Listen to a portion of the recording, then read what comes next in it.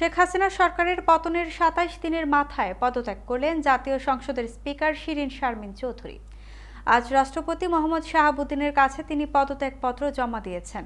ছাত্র জনতার অভ্যুত্থানের মুখে গত ৫ আগস্ট শেখ হাসিনা প্রধানমন্ত্রীর পদ থেকে পদত্যাগ করে দেশ ছাড়েন।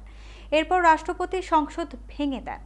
৮ আগস্ট শপথ নেয় অন্তর্বর্তী সরকার। ২০০৮ সালের নির্বাচনে আওয়ামী লীগ ক্ষমতায় আসার পর স্পিকার নির্বাচিত হন আব্দুল হামিদ। তাকে রাষ্ট্রপতি নির্বাচিত করা হলে ২০১৩ সালে ৩০ এপ্রিল স্পিকার নির্বাচিত হয়েছিলেন শিরীন শারমিন চৌধুরী। এরপর থেকে তিনি এই দায়িত্বে ছিলেন। গত ৭ জানুয়ারি বিএনপিবিহীন নির্বাচনে আওয়ামী লীগ জয়ী হয়ে সরকার গঠনের পর শিরীন শারমিন চৌধুরীকে আবার স্পিকার নির্বাচিত করা হয়। রংপুরে গুলিবিদ্ধ হয়ে স্বর্ণ শ্রমিক মুসলিম উদ্দিন নিহত হওয়ার অভিযোগে ২৭ আগস্ট শিরীন শারমিন চৌধুরী সাবেক বাণিজ্য মন্ত্রী টিপু মুন্সি সহ ১৭ জনের বিরুদ্ধে হত্যা মামলা করা হয়। বর্তমানে হত্যা মামলায় গ্রেফতার হয়ে কারাগারে রয়েছেন টিপু মুন্সি।